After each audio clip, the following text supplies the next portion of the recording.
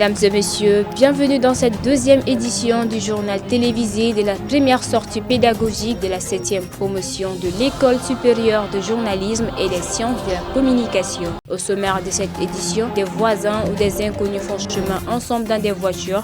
Le covoiturage est à la mode ces temps-ci dans la capitale malienne.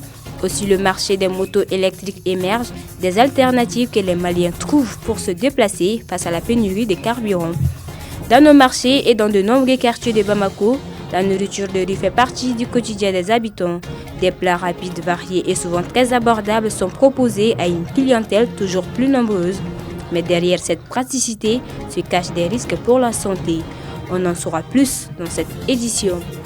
L'harmattan s'installe progressivement, mêlant froid et poussière. Les habitants prennent les précautions pour se protéger des effets de ce vent sec qui perturbe leur quotidien et affecte leur santé. À Medina Koua, au cœur de Bamako, une famille de tisserands perpétue un métier ancestral transmis de génération en génération. Ces artisans travaillent avec patience et précision. Avec l'année 2025 déclarée année de la culture au Mali, la demande pour ce tissu traditionnel connaît un regain d'intérêt. Bonjour à toutes, bonjour à tous. Pénurie de carburant, de nombreuses personnes s'adaptent afin de rallier deux localités avec la rareté des transports en commun. Beaucoup de Bamakois se soutiennent en faisant du covoiturage, une habitude qui démontre la solidarité existante entre les Maliens même en ces temps de crise. Plus de détails avec Fatoumata Sako. Face à la crise de carburant, beaucoup de Bamakois se sont tournés vers l'autostop. Bien inscrit dans la vie des citoyens avant cette crise, ce mode de déplacement a aujourd'hui repris une place importante dans le quotidien. Désormais, il n'est pas rare de voir des Maliens proposer de transporter dans leur voiture ou sur leur moto ces personnes qui attendent désespérément une Sotrama ou un taxi. Les files interminables devant les stations, la rareté du carburant et la hausse des prix ont contraint plus d'un à chercher des alternatives. Certains partagent leur véhicule avec des voisins ou des collègues pour réduire les dépenses, tandis que d'autres n'hésitent plus à tendre la main à des inconnus au bord de la route. Cette solidarité spontanée est devenue un moyen de survie collective dans la capitale. Voilà, jamana bi togomna parce que bolma fen de dogara circulation na. Donc jamana bi togomna ira nya bi circulation na. Bolma fen dogara. Donc ni arrangement na. Les moyens de transport se font rares dans la circulation vu la situation du pays. Du coup, si tu peux arranger une personne et lui éviter de parcourir un long trajet à pied, c'est bien. Je suis chauffeur de mototaxi. Même quand j'ai un client, je lui demande d'abord avant de prendre une deuxième personne afin de dépanner celle-ci.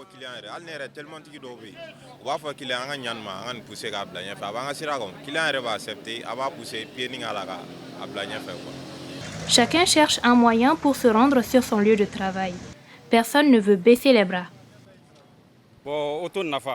A kaɲan jamanadenw yɛrɛ de ma essence ko gɛlɛya bɛ an bɛɛ b'a kalama maliyɛnw de ko an ye badenmayaw de ko an ye fadenw ma donc n'an ɲɛna ɲɔgɔn ma sira la essence tɛ mun kun telemanitigi n'i kunna jakartatigi la ni essence t'a kun pied n'i k'a la i k'a lase a seyɔrɔ la telemanitigi n'i bɛ tɛmɛ sennamɔgɔ la n'o y'a sɔrɔ client t'i kɔfɛ i n'a fɔ an yɛrɛ bɛna se yɔrɔ min ma nin kuluba sira yɛlɛyɔrɔ in na pariki da la kuma bɛɛ an bɛ mɔgɔw jɔlen sɔrɔ u b'a k'u bɛna yɛlɛ sanfɛ an b'u ta k'u bila yen. Nous pouvons voir des dɔw b'a ko wari d'an b'a fɔ n'o a ka ɲi an bɛ ka nin kawai ɲumanya de kama parce que se b'anw ye o wagati ne ye taw ne m'e taw ne yɛlɛtɔ don ka taa sanfɛ donc o ye ne kɛ kuma ye k'a fɔ telimani b'o labɛn ɲɛna. C'est vrai, les temps sont durs, mais la résilience des Maliens est plus forte. Cela se sent dans leur capacité d'adaptation. Une autre alternative face à la pénurie de carburant. De nombreux citoyens se tournent vers les motos électriques, ce qui booste leurs ventes sur le marché. Fatoumata Diallo a promené son micro dans les rues de Bamako-Koura et ses interlocuteurs voient cette situation comme une occasion unique d'ancrer durablement la mobilité électrique dans les habitudes des Maliens.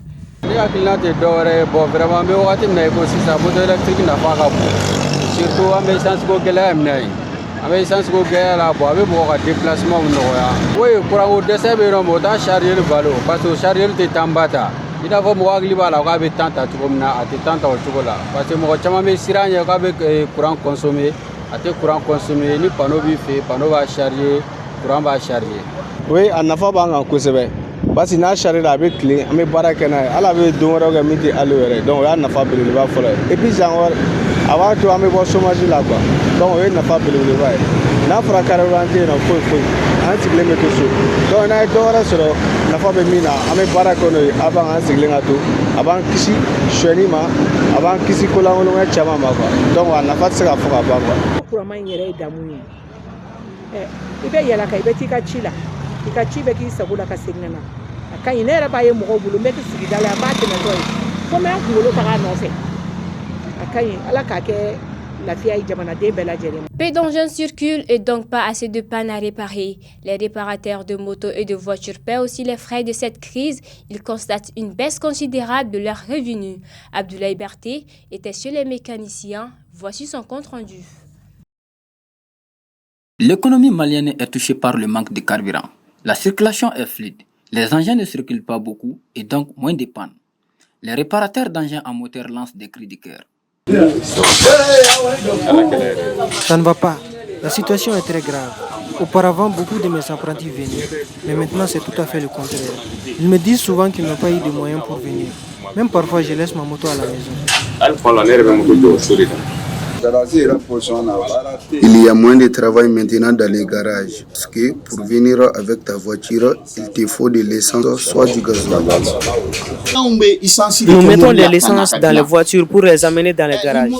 Et si elles manquent de carburant, ce qui n'est pas possible sans la présence de l'essence. Et même si elles tombent en panne, sans carburant, tu es obligé de la garer. Dans les garages de réparation, nombreux sont ceux qui déplorent le manque de clientèle. Il y a moins de clients parce que sans essence, c'est difficile que nous puissions travailler. Certains mécaniciens affirment qu'ils ne parviennent plus à joindre les débuts car le butin de travail reste peu. Seulement, on s'adapte à la situation. Les gains ne comblent plus les besoins comme avant, mais on fait notre mieux. Sinon, réellement, nous les ouvriers souffrons.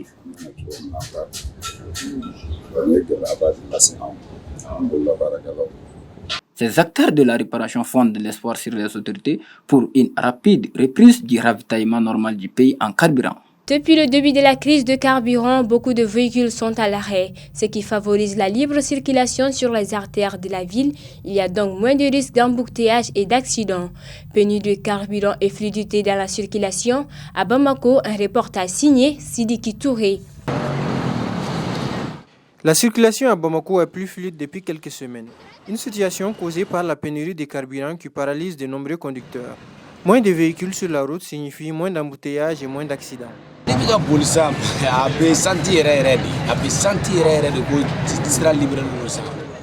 On sent vraiment que la circulation est fluide. C'est à cause du problème de carburant. Sans carburant, comment conduire? C'est la raison de la fluidité.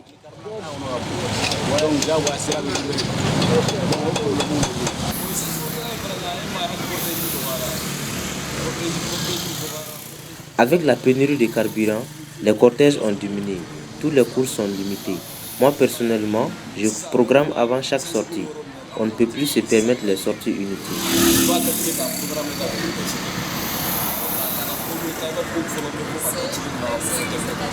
Le malheur des uns fait souvent le bonheur des autres. La traversée pour les piétons s'est nettement améliorée ces derniers temps grâce à la baisse du nombre de véhicules en circulation. Cela facilite leur déplacement et réduit les risques d'accidents sur les grandes artères. Désormais, la circulation est fluide. Personne ne nous dérange. On ne dérange personne non plus. Le bon côté est que ça diminue le nombre d'accidents. Souvent, la circulation dans la capitale nous rappelle la période de la fête des Tabaski, quand de nombreuses familles se rendent auprès des siens à l'intérieur du pays après la célébration. En cette période, habituellement, Bamako bouillonne et les Bamakois sont nostalgiques. Sur un tout autre plan, dans les marchés animés de Bamako, les vendeuses de nourriture sont omniprésentes, proposant une large variété de plats à une clientèle diversifiée. Bien que ces options soient accessibles, la nourriture de riz peut présenter des risques pour la santé en raison de plusieurs facteurs, notamment un manque d'hygiène, ce qui peut entraîner les maladies. Reportage Sornaba Dansakou. Au Mali, il est courant de croiser des vendeuses de nourriture dans les rues, les marchés et le long des routes. Bien que ces options alimentaires soient accessibles et attrayantes, elles comportent des risques significatifs pour la santé. Souvent préparés dans des conditions d'hygiène insuffisantes, ces aliments peuvent être contaminés par des bactéries entraînant des maladies. Les clients nous conseillent de couvrir les aliments pour les protéger de la poussière dans les rues. Cependant, nous oublions parfois de les faire, surtout quand il y a beaucoup de clients pressés d'être servis. Il est difficile de satisfaire tout le monde. Bien que certaines personnes viennent acheter, d'autres se montrent réticentes. En voyant simplement l'emplacement de nos stands, elles décident de ne pas acheter. Consommer régulièrement la nourriture de rue est une habitude chez certaines personnes. Une habitude qui remplace les repas équilibrés par des choix moins nutritifs. Un choix qui n'est pas sans risque de santé fragile. La vente des nourritures de la rue peut entraîner des maladies telles que des douleurs abdominales ou des diarrhées. Personne ne peut interdire la vente de ces nourritures, mais nous demandons aux vendeuses à adopter des comportements plus sains. Avec mes collègues, nous achetons chaque jour chez une vendeuse réputée pour sa propriété. Il est essentiel de bien choisir son lieu d'achat pour éviter des problèmes de santé par la suite. Pour obtenir un éclairage sur l'impact de la consommation des nourritures de rue, nous avons échangé avec un agent de santé. Voici ses explications.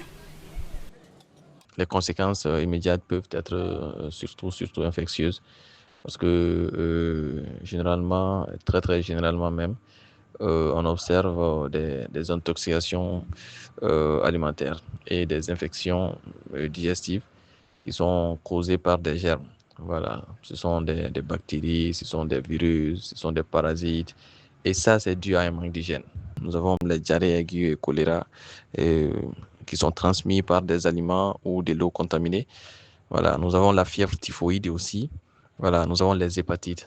Les hépatites, c'est pas toutes les hépatites, mais il y a l'hépatite A et l'hépatite E. J'appelle à la vigilance. Voilà, il faut être très vigilant. Il faut choisir les postes de vente qui semblent propres et où le vendeur ou la vendeuse maintient une bonne hygiène personnelle. Pour minimiser les conséquences de cette alimentation sur la santé, commençons à rendre propre notre environnement et adoptons les pratiques d'hygiène lors de la cuisson et de la vente. Focus à présent sur une brave jeune fille. Plusieurs personnes sont touchées par la drépanocytose, une maladie génétique qui affecte les globules rouges. Mais elle est loin d'être un frein à l'épanouissement de certaines d'entre elles. Nanaïssa Diallo en est une preuve. Mariama Aboubakar est allée à sa rencontre. Voici son portrait. À Niamakorakourani, Nanaïssa Diallo nous a reçus à son domicile. Âgée de 22 ans, elle a effectué ses études au lycée Yushao de Kalabankoro. Et aujourd'hui, elle détient une licence en journalisme. De vue, la jeune fille mène une vie normale avec gaieté. Mais derrière ce sourire se cache un combat. La demoiselle de 22 ans est atteinte de la drépanocytose, une maladie qui ne lui facilite pas la vie. Ça n'a vraiment pas été facile, surtout pendant mon parcours scolaire. J'ai même eu à échouer à cause de ma maladie, car quand je faisais le terminal, le deuxième jour même de l'examen, ma maladie a vraiment rechuté. Je suis partie à l'hôpital, donc je n'ai pas pu faire ça. Et à cause de ça, j'ai eu à échouer. Il y a beaucoup de trucs aussi que je n'arrive pas à faire vraiment à cause de la maladie. Malgré les difficultés qu'elle rencontre, cette passionnée de lecture, de musique et de cuisine s'en sort bien dans ses activités. J'essaie de vraiment m'adapter, j'essaie de laisser tout ce qu'on me demande de ne pas faire, de suivre les consultations au centre drépanocytaire. Au travail, ça va, alhamdoulilah, j'arrive à vraiment bien gérer, même si des fois je me fatigue et tout, vu que, comme tu le sais déjà, le journalisme n'est vraiment pas facile. On court de gauche à droite pour essayer d'avoir des informations, venir traiter ça et autres. Pour les membres de sa famille, prendre les dispositions nécessaires pour atténuer les effets de la maladie est crucial. On essaie de l'aider à gérer ça, en essayant de faire le moins de pression sur elle pour éviter le stress, parce que cette maladie s'aggrave à partir du stress. Une fois que la personne est stressée, la maladie est là. Si la maladie est un frein pour certaines personnes, Nanaïssa démontre le contraire. Elle exhorte les drépanocytaires à être plus résilients. Il ne suffit pas d'être malade pour vraiment baisser les bras. Comme vous voyez, moi je suis drépanocytaire, SS en même temps. Mais avec tout ça, je me débrouille, j'essaie de faire de mon mieux. Je fais le journalisme, je vends. Pendant le mois du Ramadan, je fais des plats oreilles comme le wijila, le fakoué et le tukwassou pour vendre ça. Plusieurs personnes sont atteintes de la drépanocytose. Il est important pour leur entourage de prendre soin d'elles et de les soutenir dans les moments difficiles. Vous l'avez certainement remarqué, l'harmattan s'installe. Le vent sec et froid commence à souffler sur Bamako. Si certains y voient le signe du retour de la fraîcheur, d'autres redoutent les maladies respiratoires et la poussière. Comment les habitants se préparent à cette période? Les explications d'Alima Bagayogo. L'air devient plus sec, la poussière s'installe peu à peu. Pas de doute, l'harmattan approche. Ce vent venu du Sahara marque le début de la saison froide au Mali. Ce phénomène s'explique en plusieurs facteurs et pour mieux les comprendre, nous sommes allés à la rencontre des météorologues. C'est un vent chaud et sec de jour, frais de nuit, qui proviennent sur les régions désertiques, notamment le Sahel, qui souffle sur le reste des pays sahéliens et principalement l'Afrique de l'Ouest, dont nous faisons partie. Chaque année, l'harmattan change les habitudes. Entre la fraîcheur du matin et la poussière, les familles redoublent des précautions pour se protéger, tandis que les vendeuses de friperies profitent de l'occasion pour écouler les vêtements chauds. On accueille l'harmattan de plusieurs manières. Nous partons au marché pour acheter des vêtements qui tiennent chaud, des chaussettes, des chaussures fermées pour les enfants afin de les protéger contre les vents secs. Nous utilisons du beurre de karité pour éviter l'assèchement de leur peau.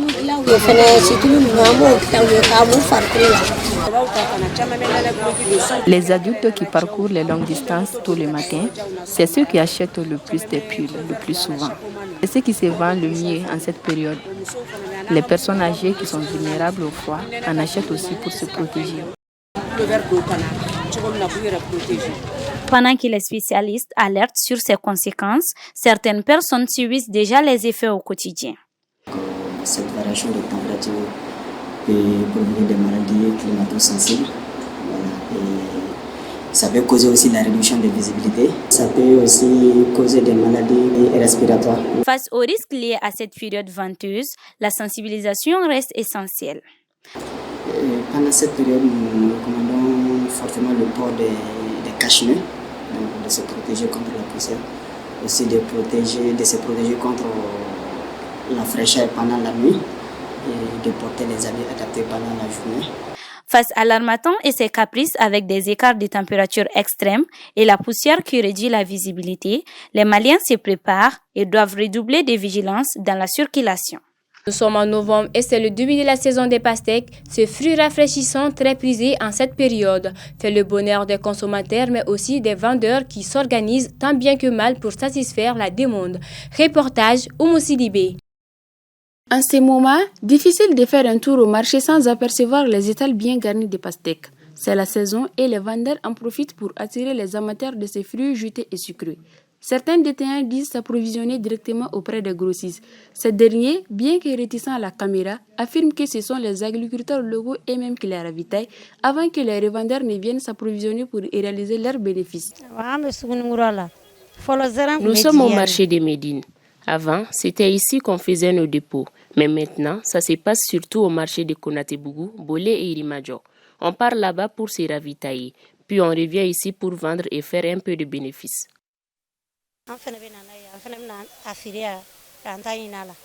Mais tout n'est pas aussi simple. Certains vendeurs nous confient qu'ils ont des difficultés à conserver les pastèques. Quand les ventes ralentissent, les fruits s'abîment rapidement et les pertes deviennent inévitables. Un véritable casse-tête pour ces commerçants. L'année dernière, c'était plus rentable que cette année. Les produits coûtaient moins cher parce que la saison avait été meilleure. Cette année, ce n'est pas pareil. La récolte n'a pas été bonne et en plus, les prix du transport ont augmenté. Du coup, tout est plus cher maintenant. Quant aux clients rencontrés, ils ont préféré rester discrets face à la caméra. Cependant, la majorité affirme acheter la pastèque parce que ça a bon goût. Il est abordable, apprécié de tous. Les prix varient selon la taille ou la qualité. Mais selon eux, aucun changement notable n'a été constaté par rapport à l'année dernière. Si la pastèque fait autant parler d'elle, c'est sans doute parce qu'au-delà de l'abondance, elle symbolise l'un des plaisirs simples de la saison. Fraîche et sucrée. Partagée, elle met tout le monde d'accord le temps d'une bouchée. À Bamako et plus précisément à Medina Koua, une famille de tisserands perpétue ce métier ancestral. Transmis de génération en génération, ils s'attachent à préserver leur héritage tout en mettant en valeur le tissage à travers une variété de motifs. Cette année, la demande pour cette tenue traditionnelle a augmenté, notamment en raison de la désignation de 2025 comme année de la culture. Pour en savoir plus sur l'importance de cette tradition, Mariam Diaye s'est plongée dans l'univers du tissage. Le tissage traditionnel au Mali est d'une importance capitale pour des raisons culturelles et économiques. Il est un vecteur d'identité, de mémoire, des rituels et de la diversité culturelle. Il constitue une part de l'héritage culturel transmis de génération en génération.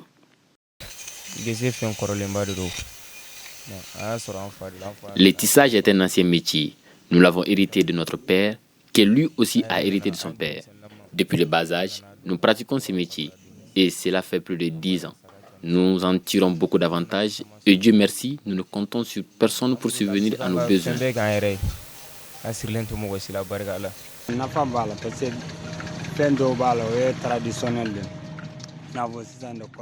Le tissage a beaucoup d'importance parce que déjà il est traditionnel.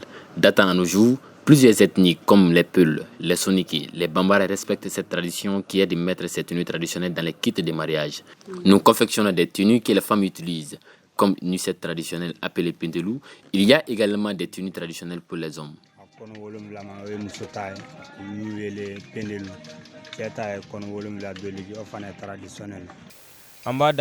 La plupart des tissus que nous tissons sont exportés vers le Sénégal, surtout ceux qui sont conçus avec les couleurs de notre drapeau.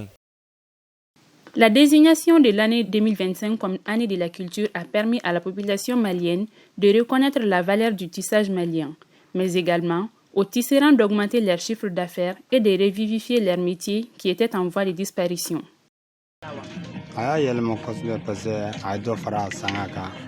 Il y a eu des changements dans notre travail en raison de l'année de la culture au Mali. Nous recevons de nombreuses commandes de nos clients actuels, de nouveaux et anciens modèles. Notre tissage est bien meilleur, même si le Burkina a pris le devant dans la fabrication des kobas et autres. Ceux que nous façonnons sont différents de ceux qui viennent de Burkina.